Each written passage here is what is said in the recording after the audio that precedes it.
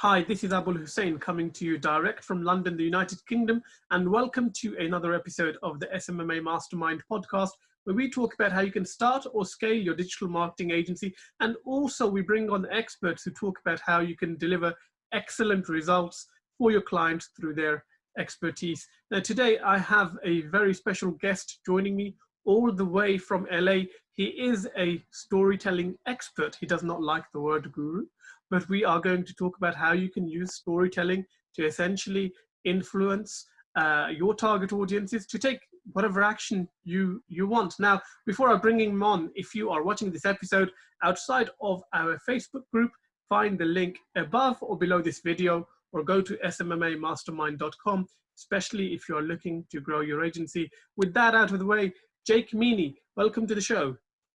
Hey, thanks for having me.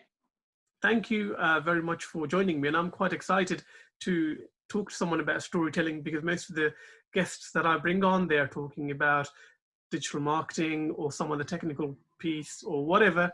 But, you know, we don't get to cover storytelling very much. So for the people who are watching this and they might not know who you are, how about a little bit of an introduction?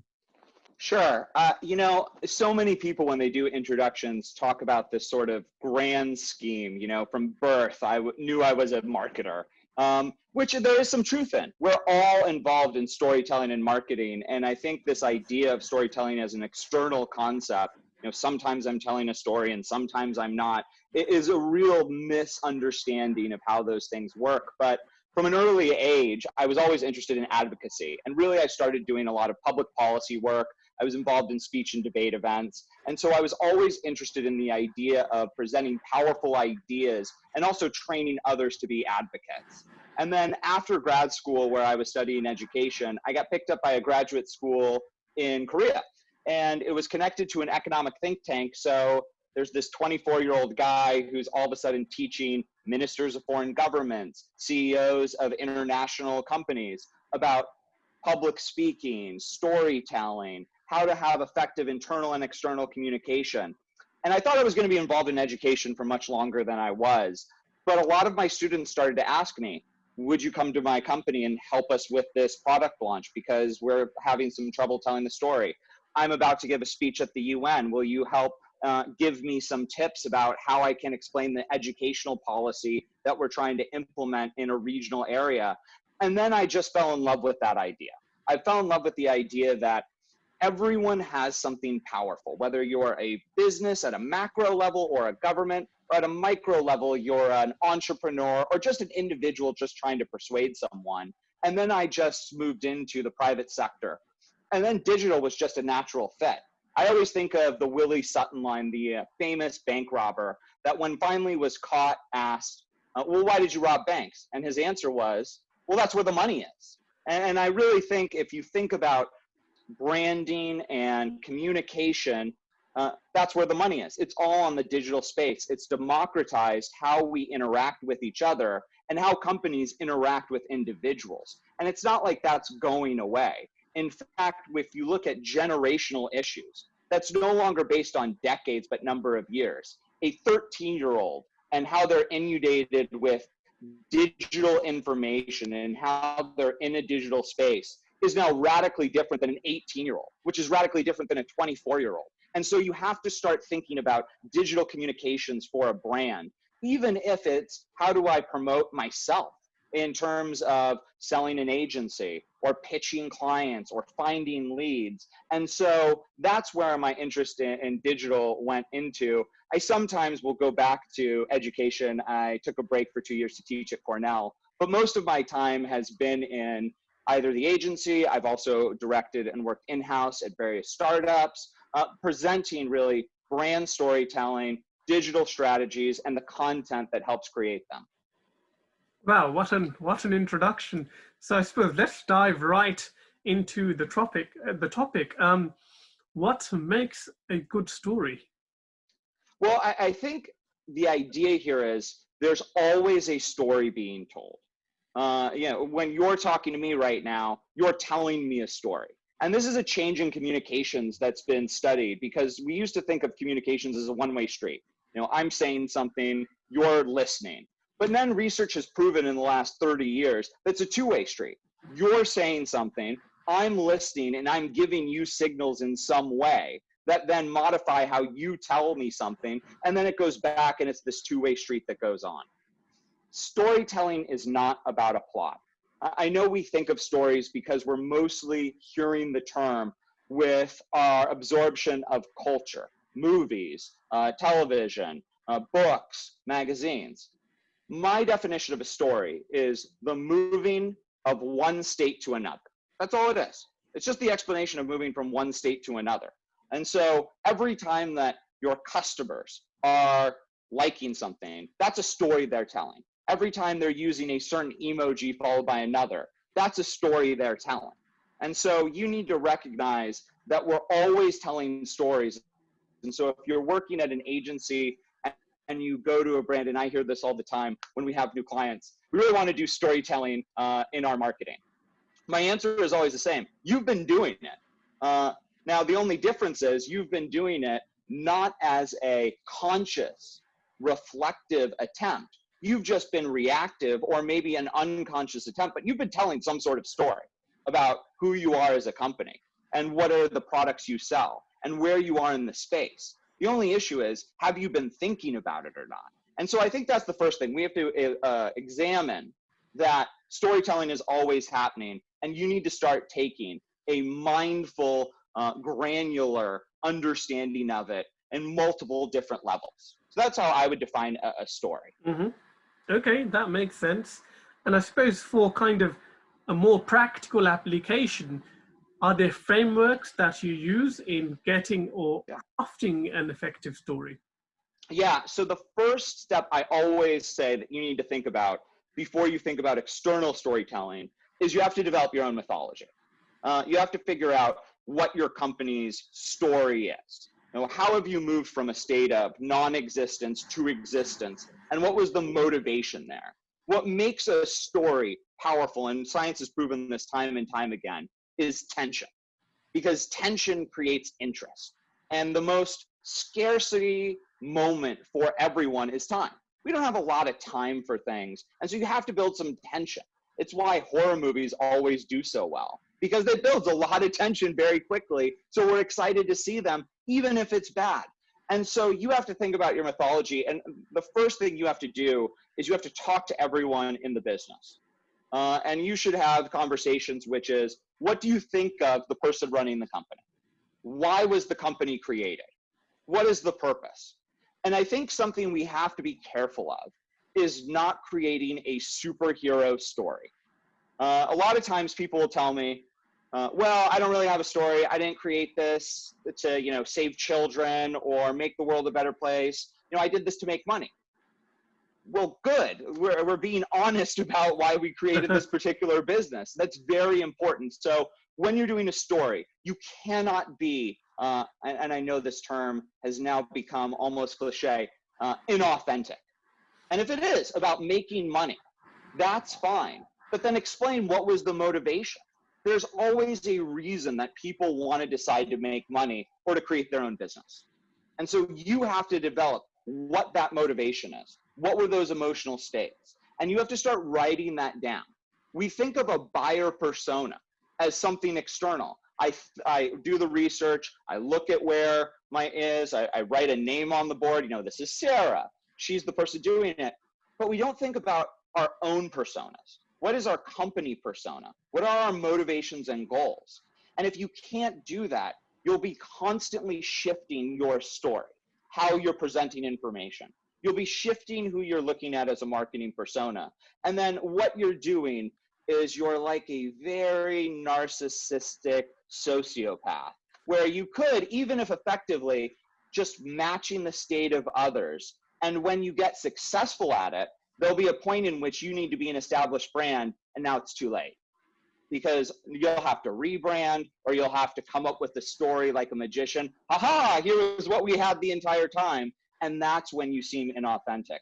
That's when you see a change in the content, especially digitally, when people are expecting this long history that's all evidence-based. We can see everything you've put out in content the entire time you've existed. So you need to make sure that you have developed that at the first stage. The second stage is the buyer persona. I really am fascinated because a lot of the times link mode, when we go in, we're not the first suitor. Where we've usually come in and an agency's already been there, and the companies we work with feel a little jilted, that they've given money and time to someone, and this is probably my problem with guru, because I usually hear this term. We got this guru who came and, you know, told us what we did, gave us this structure, told us to do these paid campaigns.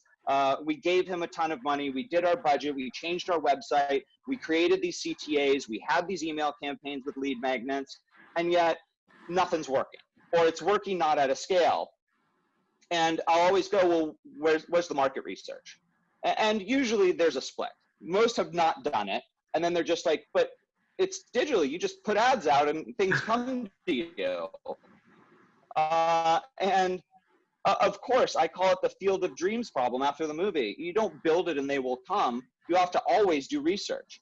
But then there's that second stage that I don't hear as much about, where you've created buyer personas, you've done your research. You might have even hired a data analytics firm who's done some serious work on this. And I've been into companies that have the buyer personas because a marketing person came in and said, post these all over your office and they will help guide your decisions. Or people will give me that Jeff Bezos story where every meeting he has an empty chair to represent the company, or excuse me, the customer, and you have to think about the customer being in the room.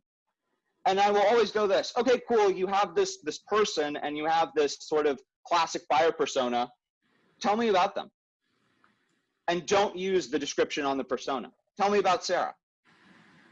And there's usually a long pause. And they can't tell me anything about Sarah or Bill or Steve or Abdullah or Jennifer. There's never a description of it because you actually haven't thought of that person as a person. You just thought about them as one more deep dive into a persona. So what I always suggest for people is a buyer persona is not the end. It is the beginning of another step in marketing research, where you now have to start, and I would recommend to your content specialists, they need to start writing as that persona. You know, if we think of the great actors of our time, Daniel Day-Lewis, I always think about this when I heard about Heath Ledger and the Joker persona. How were they able to enter these characters? Well, they would write journals as the character. They would live as the character, and then you get these amazing performances. Well, you need to start writing as those personas, and you need to start interacting with those personas in a meaningful way in the digital space. It's so easy to find a Reddit subgroup. It's so easy to find a Facebook or LinkedIn group and start to communicate. And if you don't do that, you're tricking yourself that your messaging is in some way a conversation when it's still a hierarchical top-down. And you have no idea what's going on here, but you've tricked yourself into thinking, well, I've got these 5 sentences, so clearly I understand you. It's the same reason why bad first dates are you hear a couple of things and you immediately say, I want to marry you. That just doesn't make sense. And this is what companies are doing. They've heard 3 lines and they're saying, I want to marry you. They must take more time to develop that. And I understand, because I've been in the startup world, there's such a rush to get things out, especially in a digital marketing campaign, that they skip this step, or they say this isn't in the interest of time. I'm not saying that you have to start writing a fake autobiography, but I am saying that you have to invest some time beyond not looking, but creating something that you can understand, and it will make your content better. It'll make your understanding so you can work with your sales team better, because you can give them language that can help them understand, because sales is all a story that they're telling someone. It can help on how you communicate with each other on particular projects. And so in the buyer persona, people have to be a little bit more developed, or at the very least do some research. And then finally on the content stage, I think there's a real bait and switch with how we produce content. I understand that people understand storytelling. 81% of marketers know that branding storytelling is important, and 85% of marketers understand that they need storytelling, but they don't do it always in the right way. Purdue's Motivation Lab, which I recommend everyone listening to this start to look up, it's just a group of individuals that study how to motivate people. And what they concluded in doing this huge study was that when you use intrinsic storytelling, talking about the things that we think about with branded storytelling, emotional state movement, moving on to using second person and first person language, but you include extrinsic rewards. Here's my story, get a 10% discount. Here's my story, buy my product. It never works. That in fact, it tricks people, and then they start expecting entirely extrinsic rewards, and they don't think of you as an intrinsic value. They don't start to ascribe values to you if you're using these. So my recommendation is thinking about your content, having CTAs that are based upon the journey that you're trying to take the individual to, rather than a CTA that I see, and we've all seen many times. It tells a story, and then at the bottom, it's buy our product, or have a discount, or have these things. You know, I always tell people, imagine a movie where at the end of, you know, the Avengers movie, instead of finding out who won or lost, it put up a sign and said, buy stock in Fox. No one would think that that was a good idea, and everyone wouldn't watch the movie. Yet this is something I see in the digital space all the time. Conflating intrinsic and extrinsic values and thinking that the CTA for the product is the CTA for the story that you're telling with your content. Wow, what a response. Honestly, you know, the whole teacher side of you comes out, you know, and that is probably one of the best explanations I've heard in a long time in terms of how you should be crafting effective stories, you know. So I suppose in terms of stories that you have seen out there yourself, you know, what campaigns have stood out to you to work really well? Yeah, I think campaigns that work out, and I can give you a description, but I also want to give a qualifier to it. I'm sure you have been to marketing conferences. We all have. And with COVID, you can go to them now. Most are free and are online. So you can do what most people are doing anyway, which is not really paying attention. They're on their phone, messaging. And most marketing conferences, I find to be empowering because you learn and talk to people, but also unbelievably frustrating. And I know this is, you know, me answering questions, but I'd love to hear what you think about this. Most conferences, when I go, are a series of lectures, and instead of giving a process, they just will describe a particular campaign. Hey, I was working on this client and we had this campaign, and there's no description of why it was successful. What they're really saying is the best thing they ever did. And so I think that's really problematic as marketers. What we do is that we don't explain how we did it. And I don't want to be forward, but I think a lot of people don't know how it works. They just had something and it works. And then they pretend going backwards that for some reason they knew it the entire time. Yeah, I knew it. This was great for me. And that's a strategy that I see in also a lot of business professional books that teach marketing. You know, 90% of them are stories that don't teach you anything beyond it. So I do have campaigns, and I can talk about some lessons within it. But I do think that you need to think about these steps beforehand. You have to have an educated lens before you start looking at the campaigns, or else you'll start adapting them. And really what will be happening, and you've probably seen this, is a tactic-driven campaign without a strategy. And then they're just always changing things. And they're like the Mad Hatter in Alice Wonderland, constantly saying, change seats. And it doesn't actually lead to what happened. But if I think about campaigns that I recommend when telling stories and creating a great mythology, you know, I think of Tom's, and what they did online is incredible, that they had a great mythology. The story's really clean and crisp and concise.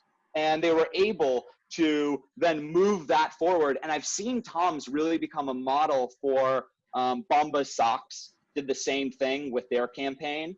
Warby Parker has done the same thing, where they found a way that they think they're providing value to individuals. And to me, the business seems to be a way to fund their overall mission, that they want to help individuals and consumers. But their main idea is providing a societal good in an important niche area that's not being covered by governments, or it's maybe being underfunded by nonprofits. And that's something that we as individuals can get behind, because it's both empowering us in that we are finding a disruptor with something we don't like, but also we are helping provide value in making the world a better place. So I do think, I'm very wary about green branding and like doing something to feed the children just because you think it'll make you look good. It has to be something that relates to your mythology.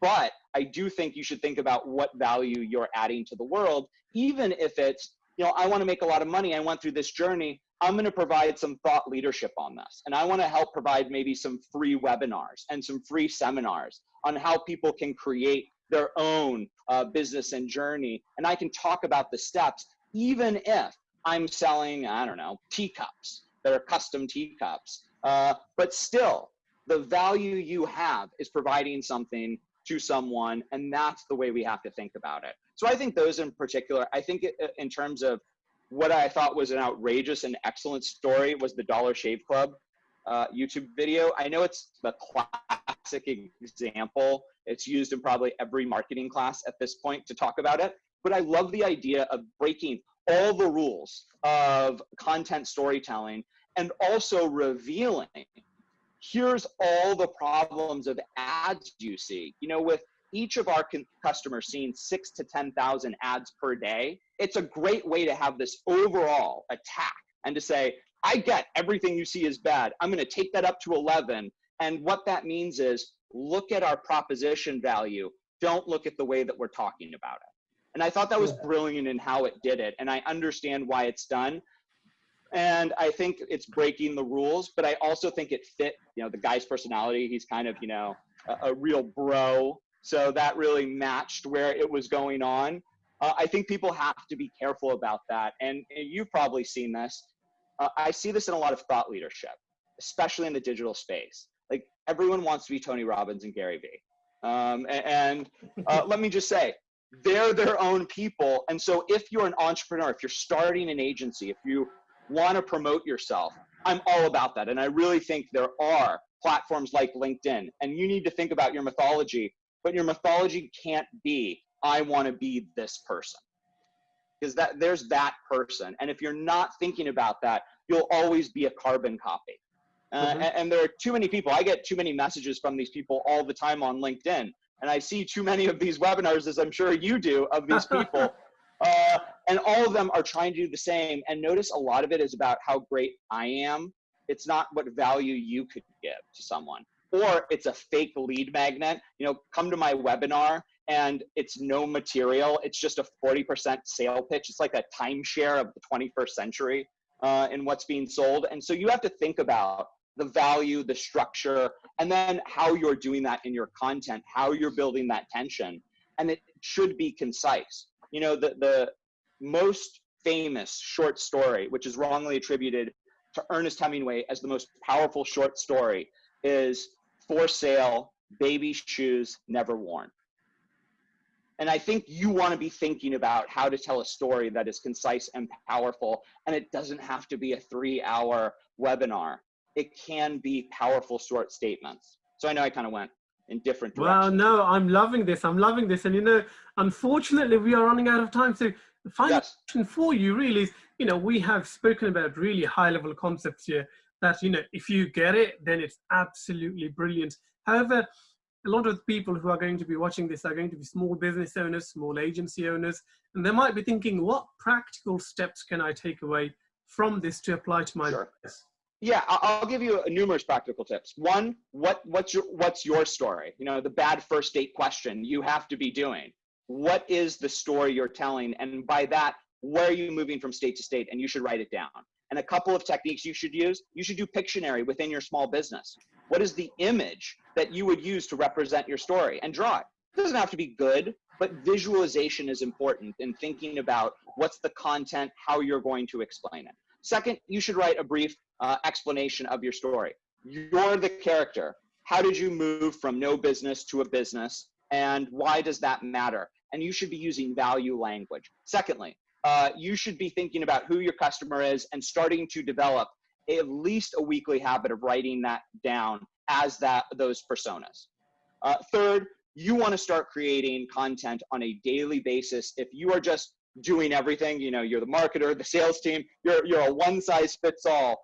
you need to start developing some habits of creating visual stories. I think Canva is the greatest way to start on that, and just starting to build some stories. I think secondly, you should look for the best in breed in your business and in your field, starting to see what's going on. The metrics I would look at is engagement and what type of engagement is going on. Are the comments meaningful? I think if you're on the customer service side, you should be looking at how people are responding either to your business, or if you don't have it, best in breed, and starting to imitate and use that language on how that fits your story. And third of all, I would recommend thinking of and changing your CTAs, or experimenting and CTA thinking about, if I buy your product or I'm on your site, how does this make me a better person? And it shouldn't be based around, again, well, you get this new fungible and it helps you in some way. How does it make their life better? You know, a product will be chosen if it does something that someone can't do on their own, or does it in a way that makes their life better.